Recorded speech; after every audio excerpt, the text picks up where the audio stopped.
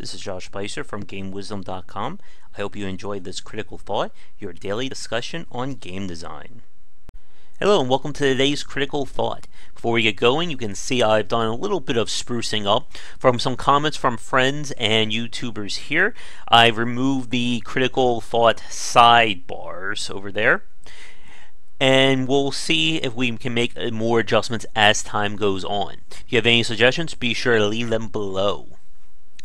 As always, thank you to 880 subscribers here on YouTube. We're getting closer and closer to 900. Hope everyone's enjoying the content, and for those of you brand new tuning in, if you are liking things, be sure to subscribe.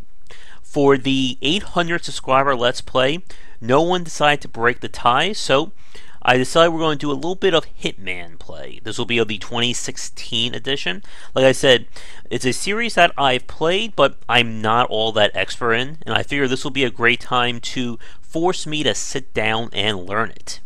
But using the moderns of computer technology will make that little sub count go away for the rest of today's video. For this critical thought, we're going to be talking about progression. And progression is a topic that there are many facets to, and we can dedicate critical thoughts to all of them. For this one in particular, I want to talk about further defining abstracted progression. Abstracted progression, of course, is how a character or your in-game avatar grows in power, not the player.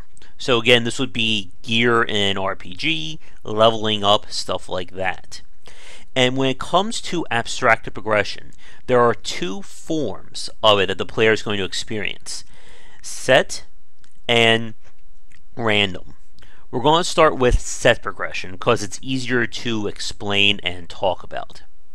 Set progression is the predefined form progression that the developer has in their game.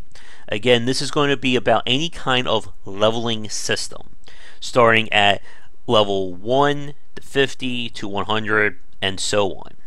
As a developer, the amount of experience you get, how many levels there are, is hard-coded.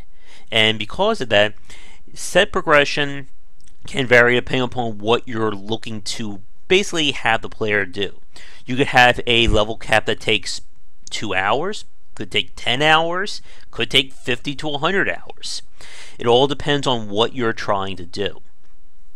When it comes to set progression, good game design is about always giving the player something to move them forward.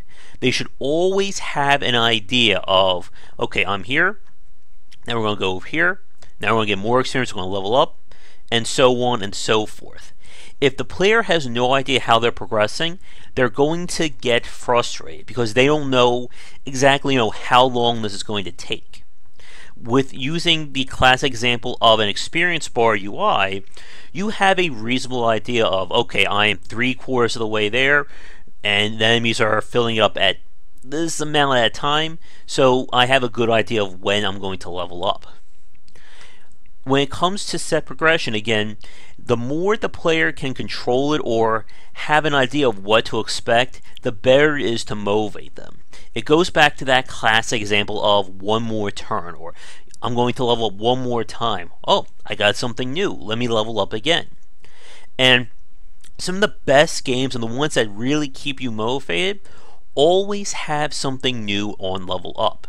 Whether it's a new power, new talent, unlocking a new equipment type, you name it. A good example of this would be from Guild Wars 2. And while that game has, I guess, a reasonably high level curve, I think it was, I want to say 60 or 70, but it's been like a year or so since I played it. But what they did was every level in that game unlocks something new. It could be something as small as a free piece of gear, could be as large as a new raid or a set encounter unlock. But the point is, every time the player levels up, there is something new waiting for them. And that's the key point. One of the problems with a lot of earlier MMOs was that there were gaps of levels when there was nothing to do. Nothing new was unlocked. World of Warcraft in its original iteration suffered from this problem, at least from when I played it. I remember there was a huge gap between, I think, level 40 and 50. Like, I did all the quests, I was at like level 45, 46, and then there was nothing until level 50. And again, you don't want to leave the player hanging, in a manner of speaking. They should always be moving forward. Now, random progression is typically seen at the end game or level cap. This is when there's no more predefined progression. There's no more skills to unlock, no new talents, nothing like that. Instead, we're focusing on equipment. And this is where progression can get a little bit polarizing depending upon the game. Remember, with random progression, the key or the plus is that you never know what you're going to get. You could be walking around killing random enemies and some epic set ancient item drops in Diablo 3. Or some very powerful high-end item drops with the Division, which I've been playing. The problem, though, is the times when that doesn't happen. And it leads to progression becoming, instead of a gradual curve, it becomes more of peaks and valleys. It'll be up, I'm all powerful, find good gear, then nothing. Oh, we're about to get something more, we just completed this epic encounter, and now there's nothing for another hour. And this is, of course, the crux of random. You never know what's going to happen. Now, some games, and I'm actually going to be dedicating a critical thought to this and a post, have been focusing on random progression for essentially tying in their entire endgame to it. DC Universe and The Division being two really big examples of this. But I want to focus on them when the time comes. With random progression, one of the best things we've seen to help ease that frustration is to not make it so random, and that is having ways of manipulating it. In Diablo 3 over there, the new difficulty system allows you to increase the challenge of the game and at the same time raise the drop rates. And this is very important. If the player can control or have an understanding of when something good is going to happen, it's going to allow them to keep being motivated when they have no real set idea. And I know I just threw around the words random and set willy-nilly, but let me explain this. In Diablo 3, as we said, loot and what drops is completely random. We don't know when it's going to drop, we don't know what's going to drop, anything like that. But we do know the conditions for when loot is going to drop. For instance, when you fight an elite enemy, when you find one of the epic chests, or I forget their exact names for it, it's been a while, when you beat a boss for the first time, when you complete a greater rift. These are set elements. They are set situations that you know something good's going to happen. You don't know what that is, but I know when I complete a greater rift, I'm going to get something good. Because of this, it allows the random progression to motivate you. Because you know if I do X, Y, and Z, something's going to happen. The same thing with the Division, with finding locked chests in the Dark Zone, completing a raid. Completing a raid could be in any MMO-based game, you name it. Another thing you can do to get around it is to have ways of acquiring loot. Many MMOs and RPGs have special vendors. These are the endgame Uber guys. They're there simply for you to not only spend all your hard-earned resources on because there's nothing else, but they're used to help fill a gap. Remember, with random gear, and let's say you can equip 5 or 6 pieces, you're never quite sure if you're going to fill up your gear slots. And that is very important when it comes to a gear rating. But again, we'll have to say that for another talk. But by having these vendors available, it allows you to have some set progression, or at least control it if you're having trouble. Diablo 3 does this with the ability to craft new pieces with Kanai's Cube, the Gambler, and even just being able to craft from the blacksmith as you're leveling up.